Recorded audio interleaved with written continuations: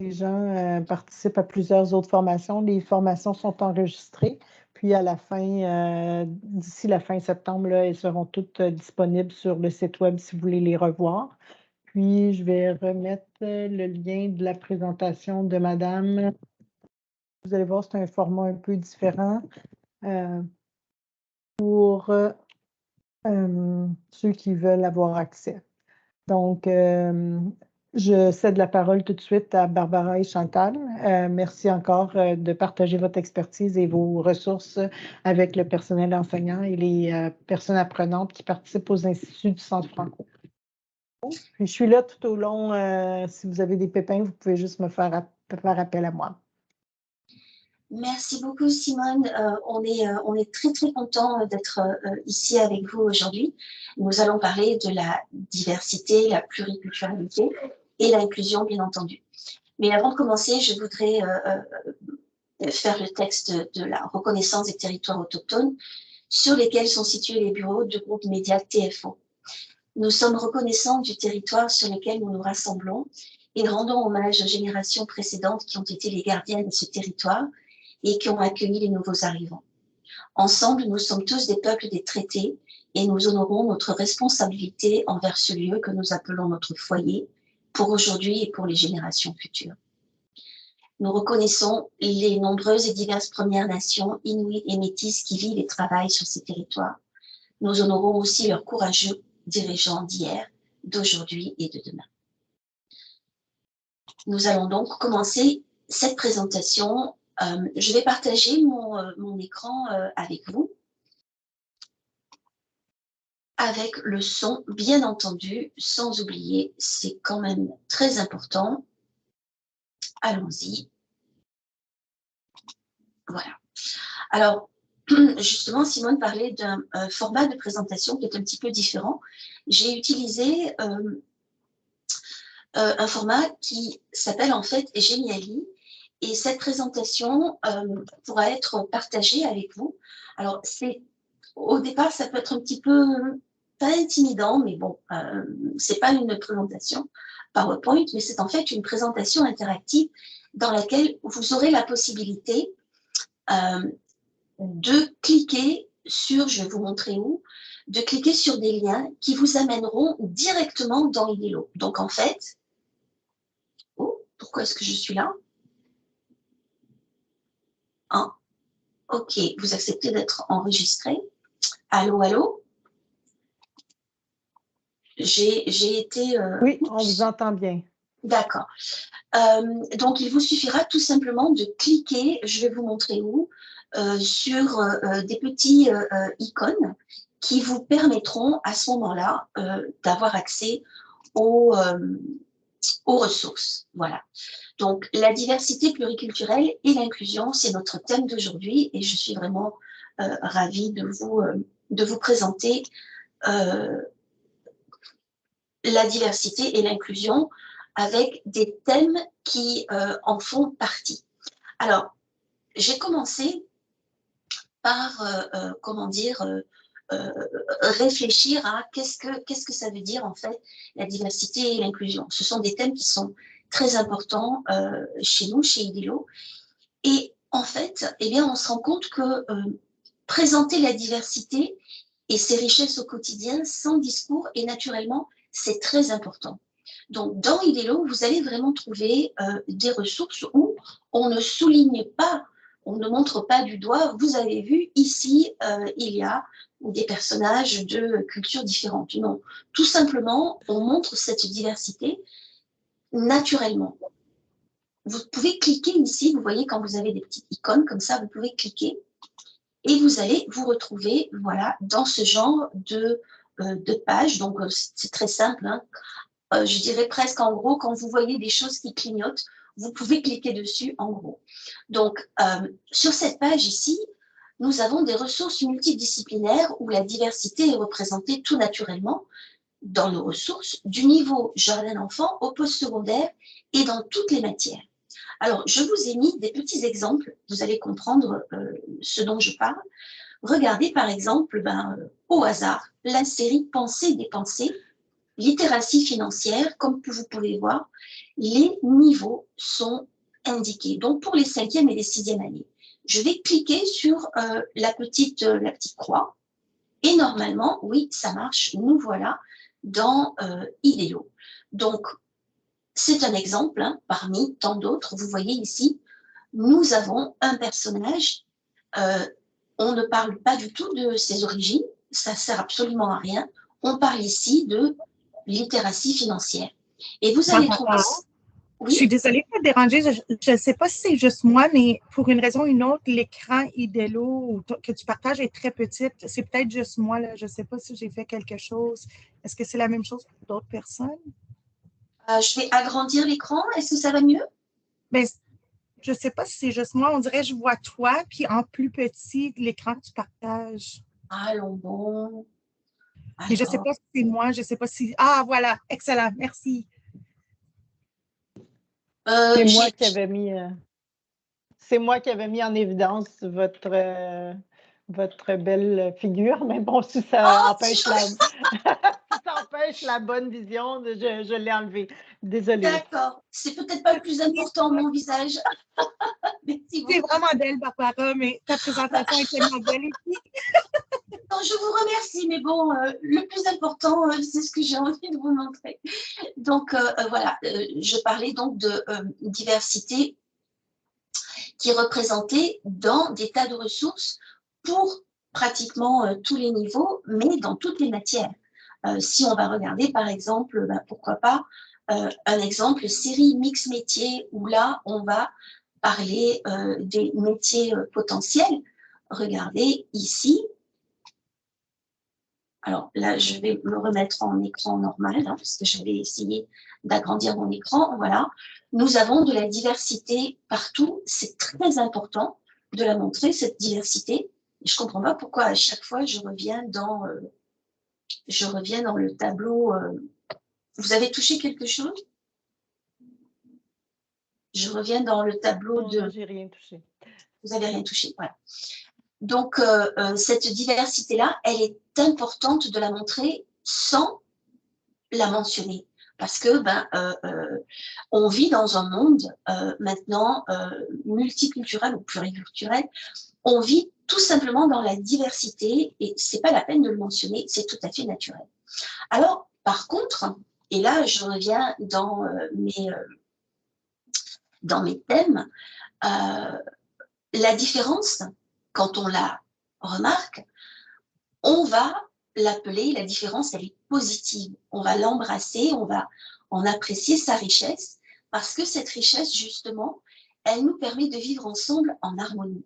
Donc, dans ce dossier ici, nous parlons cette fois-ci de différence, mais cette différence-là, on la célèbre.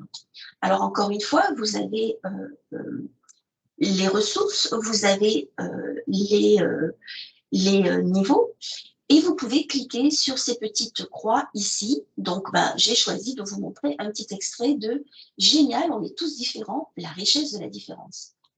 Jetons un petit coup d'œil. Donc, ici, nous nous retrouvons dans la série « 1000 et 1000 questions ».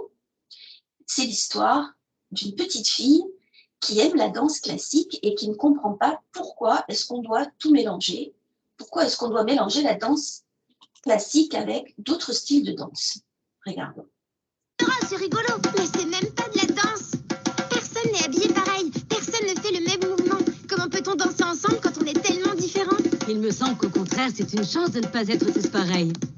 Allez, Péné, viens danser avec nous. Non, pas question. Je préfère faire de la vraie danse.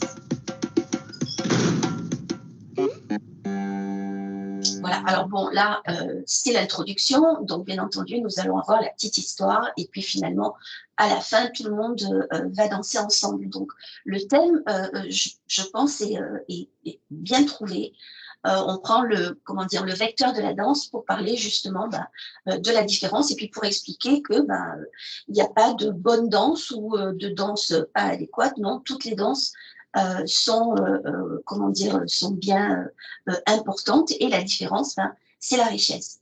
Alors, je sais qu'il y a parmi vous certaines personnes qui sont français langue seconde. je voulais simplement attirer votre attention sur le fait que nous avons maintenant la possibilité, dans les paramètres, si besoin est, de ralentir le débit de la vidéo.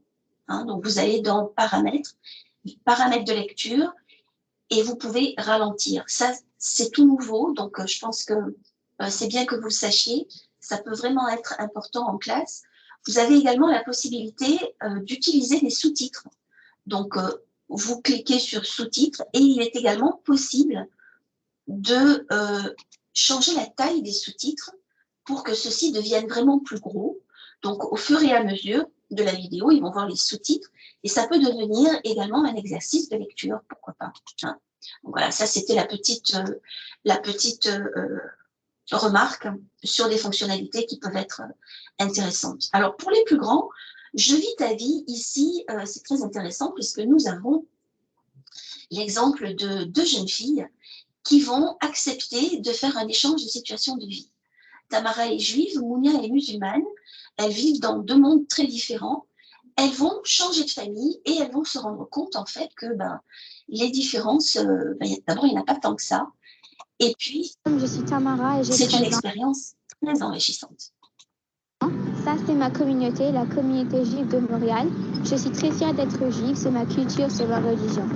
Demain, je vais connaître une communauté différente que la mienne, la communauté musulmane. Salam alaikum, bonjour, je m'appelle Mounia et j'ai 13 ans. La mosquée occupe une très grande place pour moi dans ma vie. Je suis musulmane, ma religion et ma culture est très importante pour moi. Demain, je vais m'initier à la tradition juive pour la première fois. Réveille, souris, dehors il est. Donc, en voilà un petit exemple. Alors, il y a énormément de vidéos. Je ne suis pas là pour vous montrer vraiment toutes les vidéos, mais pour vous présenter ces différents thèmes, ces différents chapitres, pour que vous puissiez repérer, bien entendu, ce que vous pourriez peut-être utiliser en classe. On a également quelque chose pour les tout petits. Est-ce que vous pourriez me dire, par exemple, quel niveau vous enseignez? Parce que comme ça, moi, ça me permet de peut-être vous montrer ce qui vous intéresse le plus.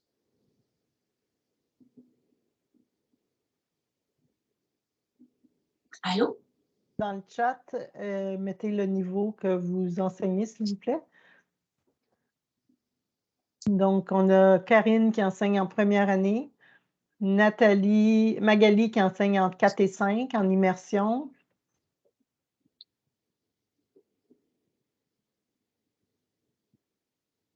Nathalie est en train d'écrire. Diane au secondaire.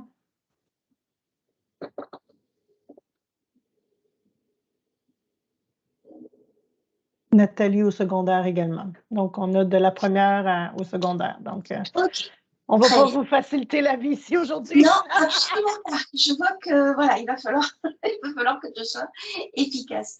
On peut par exemple regarder un petit extrait de celui-ci qui s'appelle La différence.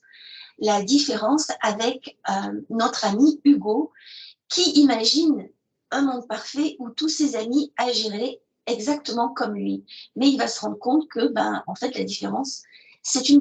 Bonjour Hugo. Bonjour. Regardons. A les cheveux roux et des taches de rousseur et qui pose des tonnes de questions.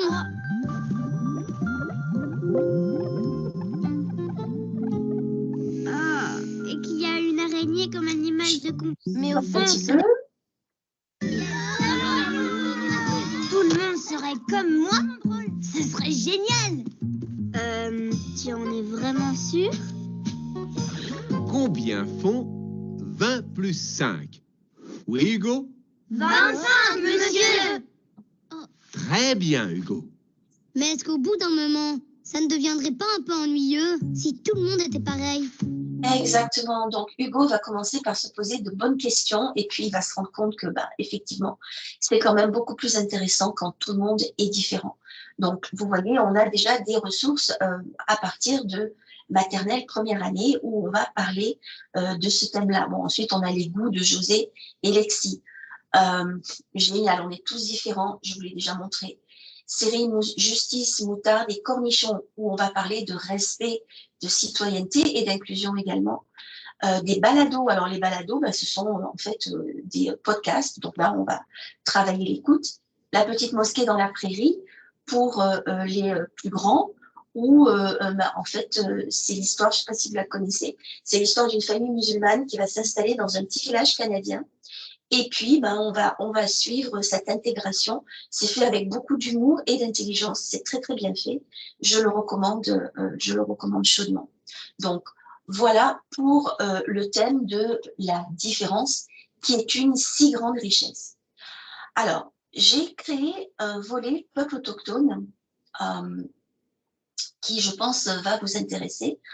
On va peut-être regarder le volet des peuples autochtones avant d'enchaîner sur comprendre l'histoire et l'arrivée des vagues migratoires qui ont modelé le Canada encore si présent aujourd'hui. Allons jeter un coup d'œil, un grand coup d'œil sur le volet autochtone qui me semble si important. Excusez-moi, je parle un petit peu du nez. J'ai été enrhumée ces derniers jours. Donc, vous avez ici l'annexe qui vous montre toutes les ressources que j'ai pu trouver dans IDELO et que j'ai départagées vraiment par thème. Alors, on va commencer par des séries phares. Ces séries phares, elles, les voici. Elles, concernent... Vous avez une série et puis avec des thèmes très, très différents. J'ai pensé que c'était intéressant de vous les montrer comme ça d'abord, parce que vous pouvez tout de suite regarder, vous pouvez repérer les niveaux qui vont être intéressants. Donc, on a par exemple Théo le Loup, Mini TFO, qui vont de la maternelle à la 2e année. Vous avez ensuite les découvertes de Chanipia, de la 3e à la 6e, et puis on a des séries comme Les Métis ou Les Autochtones, tu connais, de la 3e à la 8e. Et puis, pour les un petit peu plus grands, donc ça va de la 4e à la 12e, c'est quand même assez large. Nous avons de nouvelles séries qui sont fantastiques, vraiment, notamment Wapikoni, vous le savez, Aster et Décoloniser l'histoire. On va voir des extraits de toutes ces séries, mais par thème. Hein. Alors, quand vous aurez cette présentation, que vous serez tranquillement chez vous, il vous suffit de cliquer ici, vous voyez, sur ce petit œil-là, et ça vous explique ce qu'est la série. Et puis, si vous voulez avoir accès à la série, vous cliquez directement sur cette flèche, et ça va vous amener au lien direct dans IDELO, à condition, bien entendu, que vous ayez un compte qui est gratuit pour les professionnels de l'enseignement en Ontario. Voilà. Donc, vous avez ici les grosses séries, je dirais, qui traitent du sujet autochtone. Alors maintenant, si on repart ici dans l'index, on va descendre tout simplement. Voilà comment ça marche. L'habitat. Alors, l'habitat, voilà la liste des ressources et puis les années.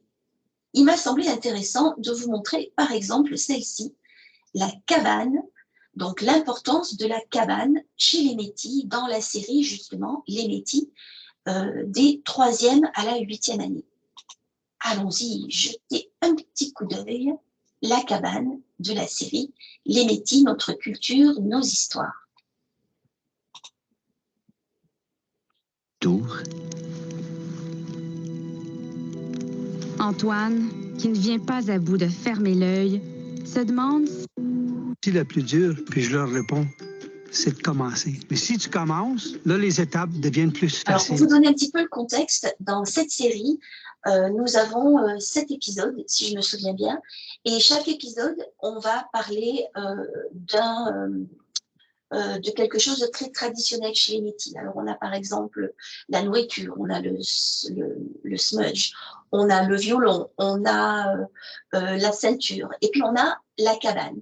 Et à chaque fois, dans toutes les ressources que nous avons qui traitent du sujet autochtone, nous avons des personnages, ce monsieur-là, qui vient parler de la construction de sa cabane, qu'il a fait avec beaucoup d'amour et beaucoup de patience. Et on a en parallèle, pour accrocher un petit peu l'attention des élèves, en parallèle, on a des petites histoires animées qui viennent illustrer le thème de chaque épisode. L'étape numéro 1 va te dire où que l'étape 2 est. L'étape 2 va te dire où que l'étape 3 est, puis tu continues de même. On a pris peut-être 45 arbres. Le printemps, avec la sève monte dans les arbres, puis l'écorce est facile de d'éplucher. Ça fait qu'un printemps, on est arrivé ici, puis on a coupé des sapins. Moi, je coupais les arbres, je les amenais ici, puis Joanne avec les mouches noires, puis les maringouins. Elle épluchait les arbres. J'ai adapté 3-4 styles dans la cabane, parce qu'en même temps, je montrais à mon garçon puis les gens qui venaient les différentes méthodes de bâtir des cabanes en bois. La base, c'est métissant. Hein? J'ai des blocs de ciment pour supporter toute la fondation. OK? Ça fait qu'on a construit les murs. Si tu regardes dans Donc, notre ami nous explique comment il a construit sa cabane et puis l'importance de la cabane dans sa vie, dans sa famille, dans sa communauté, ses traditions.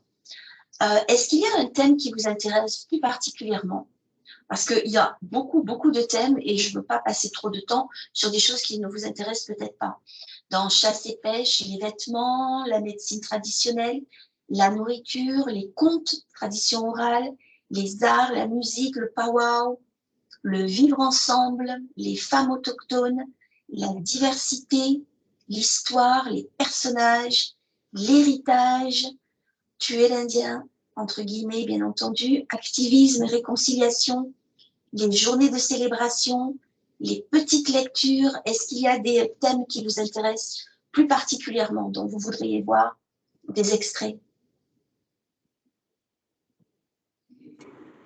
Moi, ce serait tuer l'Indien. Je suis curieux. Tout à fait. Je clique, vous voyez, ici. Alors, tuer l'Indien et préjudice. On a des ressources importantes. Alors, notamment, j'ai sélectionné ici « Chien de traîneau inuit abattu par milliers ». Alors, ça vient de la série « Décoloniser l'histoire » que je vous ai montré en les séries principales.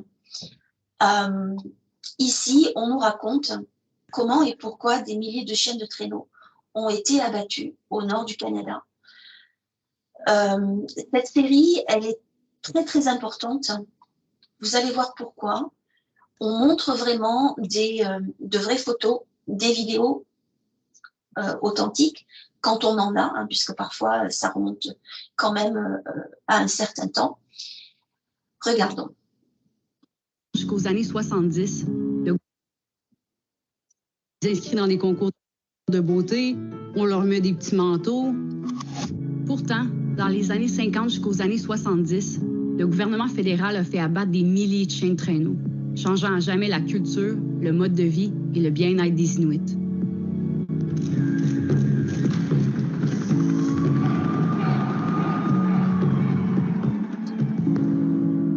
Le chien de traîneau, c'est pas un chien ordinaire. Bon, tous les chiens sont extraordinaires, bien sûr, mais le chien de traîneau occupe une place fondamentale dans la culture des Inuits. Les Inuits habitent le territoire arctique depuis plus de 5000 ans. À la base, ils sont nomades ou semi-nomades et ils vivent de la chasse. C'est grâce à leurs chiens de traîneau qu'ils peuvent se déplacer sur un immense territoire pour se nourrir. C'est le chien qui les alerte des dangers. C'est lui qui sent instinctivement quand la glace est trop mince pour supporter le poids des humains. Le chien de traîneau est aussi indispensable pour se diriger dans les blizzards. C'est comme un GPS et des pneus d'hiver mis ensemble, mais en vraiment plus cute. C'est grâce à leurs chiens que les Inuits se nourrissent et se déplacent, entre autres. Bref, c'est un pilier de leur vie et ils font partie intégrante de la société. L'Inuit Nunangat, le territoire des Inuits au Canada, est aujourd'hui divisé en 4. Il y a environ 65 000 Inuits au Canada et 73 % d'entre eux vivent dans le Nunangat. Mais leurs méthodes de déplacement ont changé et leur mode de vie a été bouleversé pendant le dernier siècle. Dès les années 1920, la Gendarmerie royale canadienne augmente sa présence dans le Nord. La police montée est là pour faire respecter l'ordre, en appliquant des lois et des règles qui ne sont pas nécessairement adaptées aux réalités des Inuits. Ils exigent, entre autres, que les chiens de traîneau soient attachés en laisse, ce qui fait aucun sens pour les Inuits. Leur rapport aux animaux est complètement différent. Dans les communautés inuites, les himits, les chiens, protègent les communautés et participent à des activités traditionnelles comme la chasse. Les communautés, en retour, les nourrissent et leur donnent amour et affection. Le chien et son gardien sont partenaires et vivent en symbiose. Mais les Halunat, les Blancs, ont de la misère à concevoir ça. Les communautés inuites sont forcées par le gouvernement à devenir sédentaires. Ils se retrouvent donc avec beaucoup de chiens qui vivent aussi un changement drastique de mode de vie. Les chiens, qui étaient habitués à se promener sur le territoire et à tirer des traîneaux, avaient jamais eu de mal à se nourrir. Les Inuits sont forcés à acheter de la nourriture hors de prix des épiceries et ils n'ont pas toujours les moyens d'en acheter pour leurs chiens. Des incidents impliquant les chiens se produisent, mais plutôt que de réfléchir sur les causes, on choisit une solution drastique. Entre 57 et 75, la... Voilà, donc vous voyez ici un extrait. Il s'agit de chiens de traîneau. Il y en a beaucoup d'autres. Hein. Vous voyez, alors là, bon, ça commence à partir de la 4e année. C'est assez large, ça va de la 4e à la 12e pour la plupart. Vous avez également Raid policier à l'Istugi contre le droit de pêche des saumons. Une autre ressource très intéressante qui est de la série Wapikoni, Corriger le tableau. Regardez. Il y avait activisme et réconciliation aussi pour Magali. Ah oui, d'accord, merci.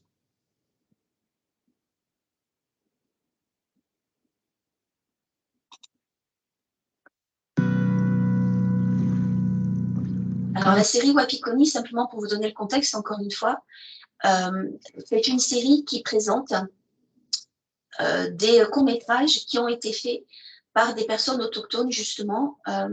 L'association Wapikoni, pendant l'été, va dans des communautés et permet à ceux qui en ont envie de faire une formation de cinéaste.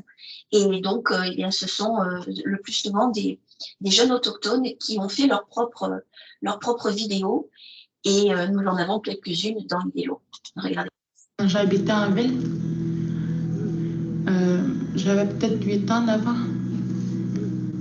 Puis on me disait que j'étais sauvage, puis que je mangeais n'importe quoi. Une fois, on était à Mont-Laurier. Il y avait une gang qui nous avait disait des insultes sur nous, comme Kawish. Il y avait aussi plein d'autres mots, les sauvages, toutes des insultes sur les Indiens. Ils nous traitaient aussi de vendeurs de cigarettes, de bloqueurs de pont, tous ces trucs-là. On est parti à Salette. On est parti se promener dans la ville pour acheter des affaires. Il y avait un homme qui nous avait dit les Atikamekw, retournez-en chez vous.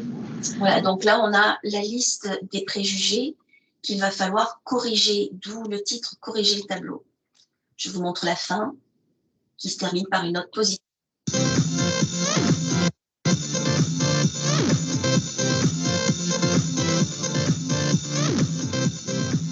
J'aimerais dire que c'est le fun d'être Atikamekw.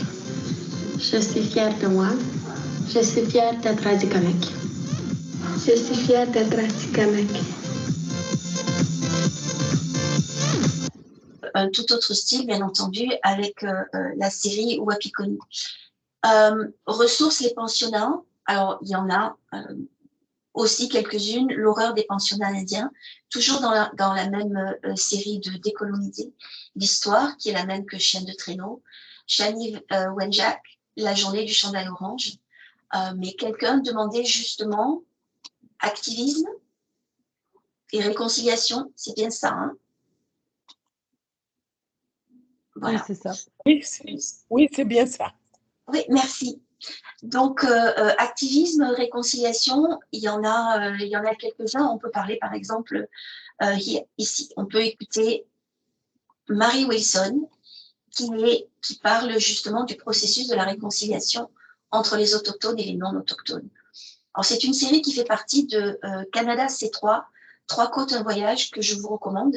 Et vous trouverez en plus, avec cette vidéo, parfois vous allez trouver en lien avec la ressource des outils pédagogiques qui vous permettent d'aller encore plus loin que de regarder simplement une vidéo et d'en discuter. Regardez.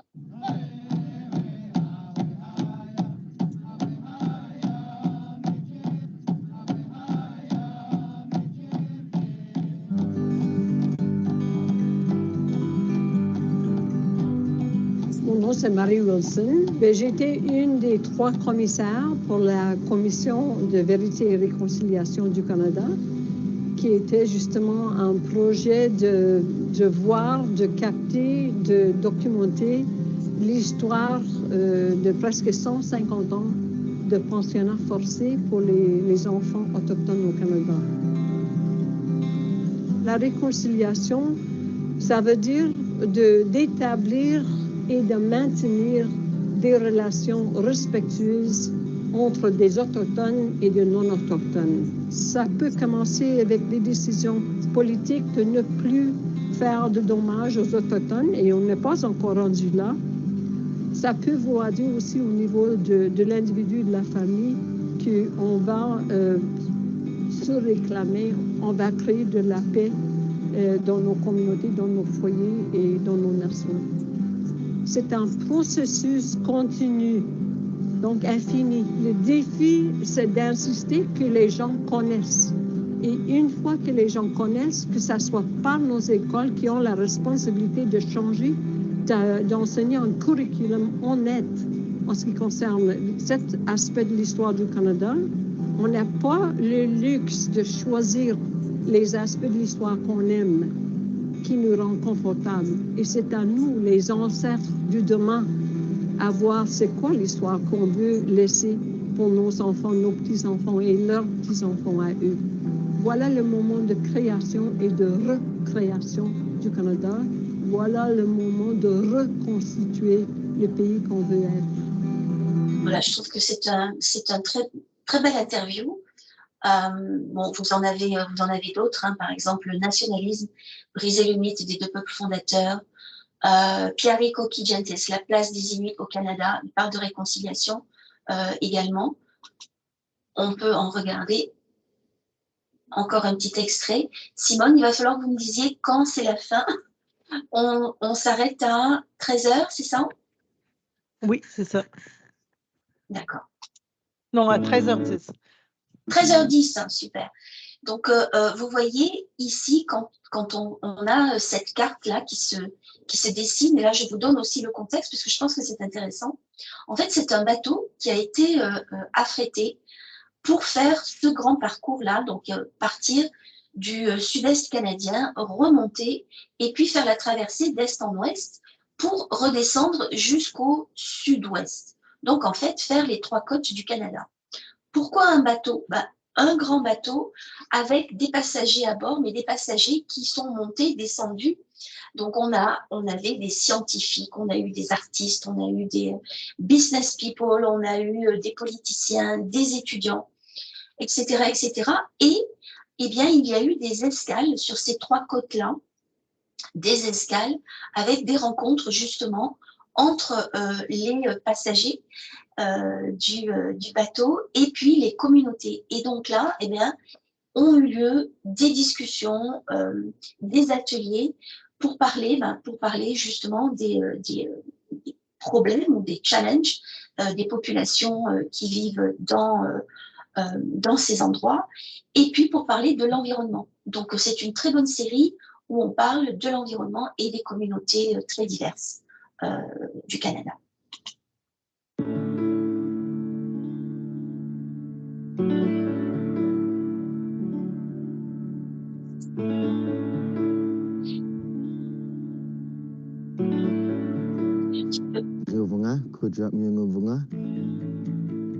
J'ai appris l'Inuktitut de 0 à 5 ans, donc c'était la seule langue que je parlais.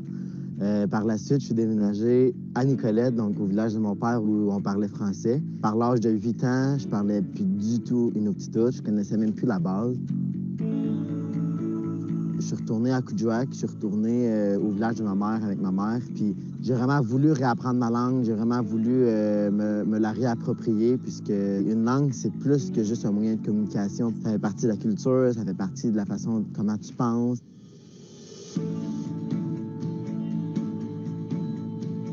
Sur l'expédition de Canada C3, on a eu la chance de rencontrer plusieurs peuples autochtones partout sur la côte ouest canadienne. Je pense qu'un de mes endroits préférés, ça a été Haida Gwaii. Puis j'ai eu la chance de connecter avec une elder là-bas qui parle la langue. Puis j'ai eu la chance d'apprendre quelques mots avec elle. Puis c'est un trésor, les gens qui parlent encore cette langue-là. Les jeunes sont intéressés de réapprendre la langue, sont intéressés de connecter avec leurs personnes âgées. Ça me rappelle un peu, moi, quand j'avais oublié ma propre langue puis que je l'ai réappris. Ça m'a vraiment apporté quelque chose de spécial pour moi. Donc, du savon dans la bouche parce qu'ils parlaient leur langue. Qui se fait bouche parce qu'ils parlaient leur langue, du savon dans la bouche parce qu'ils parlaient leur langue, qui se faisaient battre parce qu'ils parlaient leur langue. Je pense que c'est là que le génocide culturel a commencé, parce que la langue, c'est la culture, puis c'est l'identité d'une personne. Donc, c'est vraiment important de préserver ces langues-là partout à travers le Canada. Tamani Rama Lia Suktuna, Canada C3Me. Donc, voilà, il y en a bien d'autres. Excusez-moi. Voilà. Est-ce qu'il y a d'autres thèmes qui vous intéressent plus particulièrement?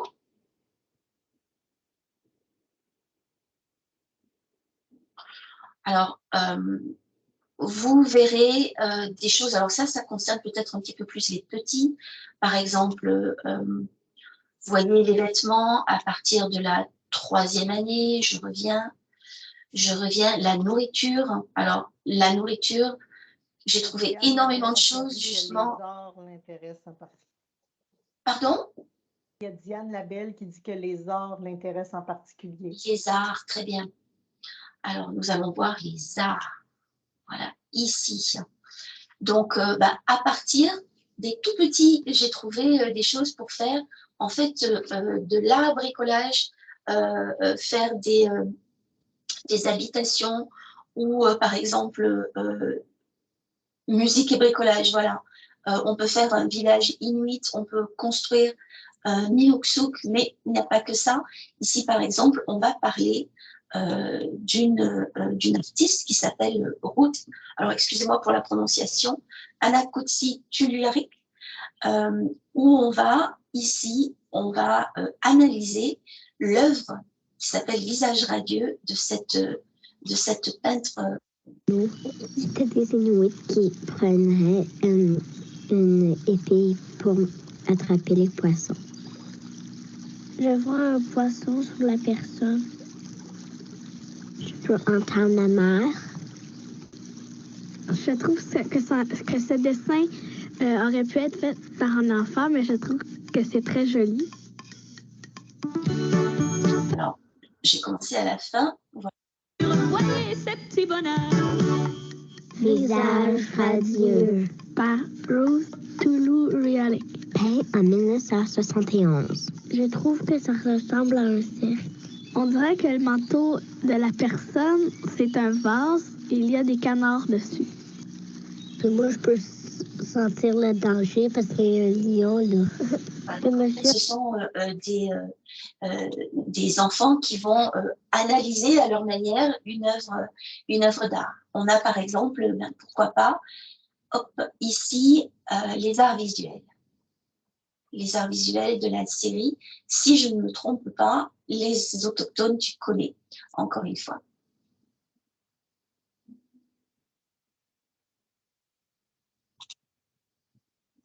Néo-Jig, une artiste de la nation ontarienne Odawa-Potawatomi, l'identité autochtone était un thème central. Certaines de ses œuvres se caractérisaient par un mélange d'éléments visuels autochtones et de styles européens, comme dans cette peinture où elle semble rendre hommage à Pablo Picasso, le grand maître du cubisme.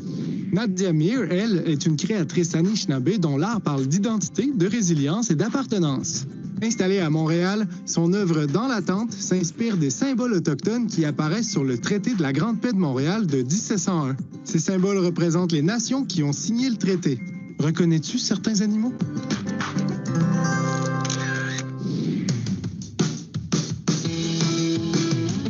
Est-ce que vous êtes prêts à signer?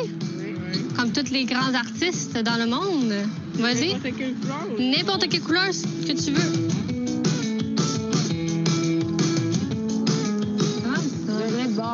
C'est pas le temps de faire une faute d'orthographe, ce Gali. Voilà, donc là, en voilà un exemple. Il y en a bien entendu d'autres. Hein. On pourrait regarder, par exemple, les arts traditionnels. Un petit exemple, encore une fois, avec la série Les Autochtones. Tu connais, donc ici, on va expliquer ce que sont les arts traditionnels autochtones. D'ornement, ceux qui personnalisent les vêtements, ceux qu'on utilise pour se déplacer et aussi, pour certaines nations, les objets sacrés qu'on utilise dans des rites ou des cérémonies. Le savoir-faire relié aux arts traditionnels se transmet d'une génération à l'autre, soit par tradition orale ou par observation. Là, on met le cap sur la communauté abénaquise de Danac. Ceux qui aiment les bijoux vont être contents parce que la jeune Charlotte Gauthier-Nolette va nous montrer comment faire du perlage. Aujourd'hui, on va faire un atelier de perlage. Les couleurs qu'on a choisies, vous savez que c'est la roue de la médecine. On a le blanc pour les aînés, le jaune pour les enfants, le rouge qui est pour les adolescents, puis le noir qui est plus pour les adultes. Ici, vous avez votre métier à perler, puis vous avez une aiguille qui est déjà accrochée. On va commencer par choisir un motif qu'on voudrait avoir. Est-ce qu'on peut faire 2 différentes formes? Ben oui. Donc là, vous enfilez des... Donc là, en plus, on a un petit peu d'art pratique. Est-ce que vous voulez regarder, par exemple, voyons voir. Allez, pour les tout petits, le village Inuit. Alors là, nous avons en fait une fiche pédagogique, bricolage, où on liste ce qu'il nous faut pour faire le petit village. Et puis, en lien avec la ressource, on a une vidéo, donc une vidéo d'animation pour le plaisir de chacun. Donc ici, il vous suffit tout simplement de télécharger et puis vous allez regarder. Voilà.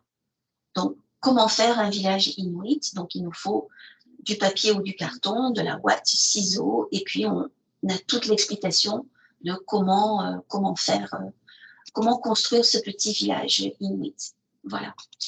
Est-ce qu'il y a encore quelque chose qui vous intéresse dans le thème autochtone? Oui, peut-être passer à un autre thème parce que là, il est 13h04. Oui, voilà, exactement. Merci beaucoup. Donc, nous en étions au volet peuple autochtone. On n'aura certainement pas le temps de tout voir, bien entendu. J'ai fait un volet également qui, en fait, va nous aider à comprendre, à travers les ressources idéalo, bien sûr, l'histoire, mais surtout l'arrivée des vagues migratoires qui ont en fait modelé le Canada aujourd'hui. Donc ici, plusieurs chapitres.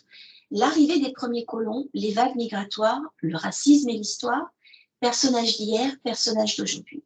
Donc encore une fois, il vous suffit tout simplement de cliquer. Donc là, l'arrivée des premiers colons. Donc vous avez des épisodes, là ça commence de la 3e jusqu'à la 12e année, notamment avec des séries comme Chronique du vieux Fort William, où là on voit vraiment, alors ce sont des petites capsules documentaires, où on va vraiment voir les échanges continuels entre les autochtones, les Premières Nations et les colons.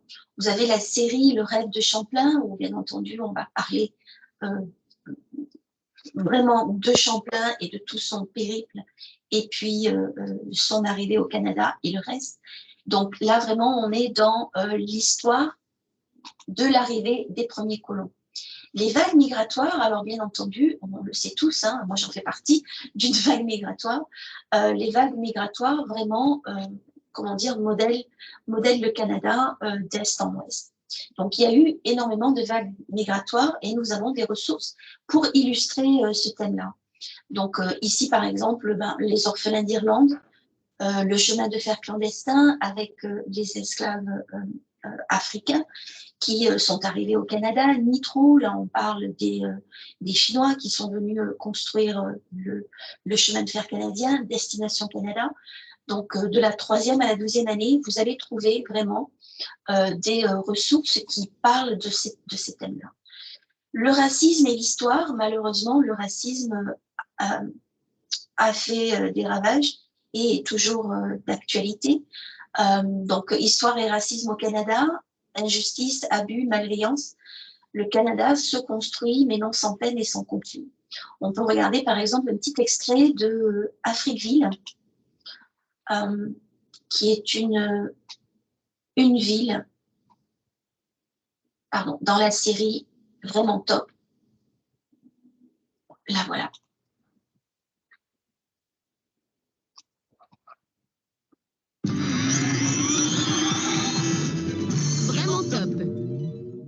En 2010, le maire d'Halifax, capitale de la Nouvelle-Écosse, fait publiquement ses excuses pour des gestes que sa ville a commis envers la communauté noire. Pour comprendre de quoi il en retourne, voici un top sur Afriqueville. Numéro 5. Un petit village riche en opportunités. Au 19e siècle, Afriqueville était un petit village situé au nord d'Halifax, au Canada. Les gens habitant ce village étaient surtout d'anciens esclaves du Canada et des États-Unis dont les ancêtres étaient africains. On appelait cet endroit village africain, puis Afriqueville. Plusieurs de ces résidents dirigeaient des entreprises de pêche, exploitaient des fermes ou vivaient du commerce. Mais plus encore, ils vivaient libres. Ce qui n'était pas toujours le cas à cette époque où la communauté noire était souvent victime de discrimination. Numéro 4. Des taxes, mais pas de services.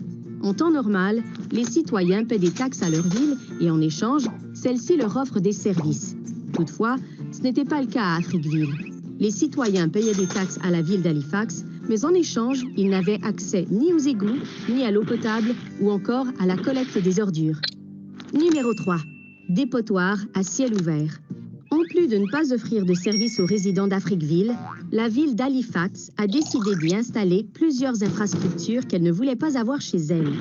Voilà, et on peut continuer comme ça jusqu'à finalement la destruction d'Afriqueville. Donc voilà, le dossier Histoire et racisme au Canada, c'est un petit exemple parmi tant d'autres. Personnages d'hier, des personnages qui ont marqué l'histoire au Canada, mais également dans le monde, et puis des personnages contemporains, personnages d'aujourd'hui. En voilà la liste. Et puis, je termine sur les chapeaux de roue, parce que ce dossier est vraiment très conséquent. Je repars ici dans mes chapitres. Voilà, ici, la deuxième page.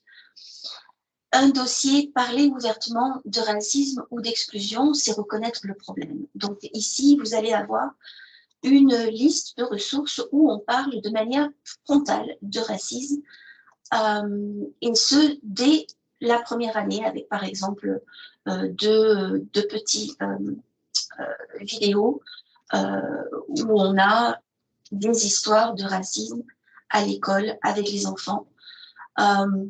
Vous en avez ici toute une liste. Je vous recommande particulièrement la série Couleur Cœur qui parle de racisme avec une discussion, toujours avec une discussion avec des enfants qui ont souffert du racisme et qui en parlent.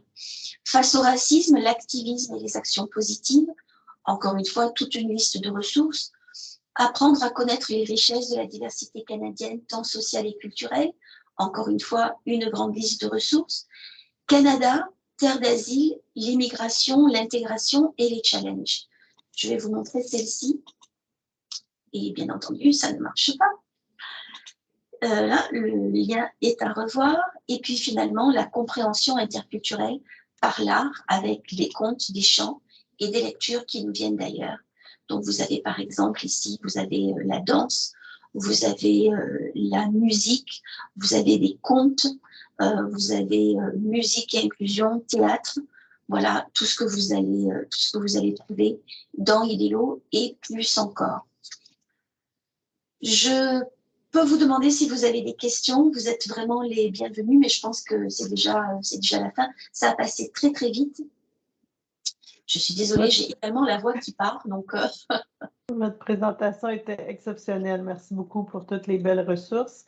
Je viens de mettre le lien dans le pod de conversation pour ceux qui voudraient faire, s'il vous plaît, compléter le formulaire de satisfaction. Merci Barbara, dit Pierre, vraiment bon. Donc, on voit qu'il y a beaucoup de ressources sur IDELO. On aurait pu passer la journée là, à écouter Barbara nous en présenter, je suis certaine. Mais votre présentation, je remets le lien de la présentation d'ailleurs pour que tout le monde puisse la voir. Absolument. La présentation, elle est pour vous. Encore une fois, cliquez sur les petites croix, ça va vous envoyer directement dans la ressource IDELO et j'espère que tout ça, ça peut vraiment vous aider à parler de ces thèmes différents, mais sous l'ombrelle diversité, pluriculturalité et inclusion. Voilà, je vous remercie. Merci beaucoup. Ossine, c'est intéressant. Il est en Algérie puis il veut venir enseigner en Ontario. Alors, il prend beaucoup de cours avec nous présentement. Donc, il va pouvoir utiliser ça si jamais son dossier à l'ordre peut être conclu, il va pouvoir venir dès le départ utiliser les ressources IDELO et du Centre Franco dans son enseignement quand il viendra au Canada. C'est bien. Wow, je ne savais pas qu'on avait des participants qui on en a peu. C'est hors Canada. Mais je tiens à le souligner parce qu'il est dans plusieurs formations. Il est très motivé. Alors, il ne fait pas celle du matin parce qu'ils sont dans le milieu de la nuit chez lui, mais il fait presque toute celle de l'après-midi. Merci beaucoup. Bonne chance aussi, nous dit Chantal. Et puis, il nous tarde de vous voir arriver au Canada. Donc, j'aime l'idée d'ombrelle du thème. En est-il pour d'autres thèmes? Alors, c'est le premier dossier que j'ai construit comme ça, mais il va y en avoir d'autres. On en a prévu 5 ou 6 comme ça pour cette année. On pense à la santé mentale, physique. Donc, ça va avoir évidemment beaucoup d'autres sous-thèmes qui vont aller avec ça. L'environnement, le Canada et l'environnement. Voilà, donc on a quelques idées comme ça. Et puis, on essaiera de vous les partager. Mais contactez-nous. Je pense que, je ne sais pas, je vais peut-être vous mettre, Chantal, on pourrait peut-être mettre nos adresses courriel dans le chat.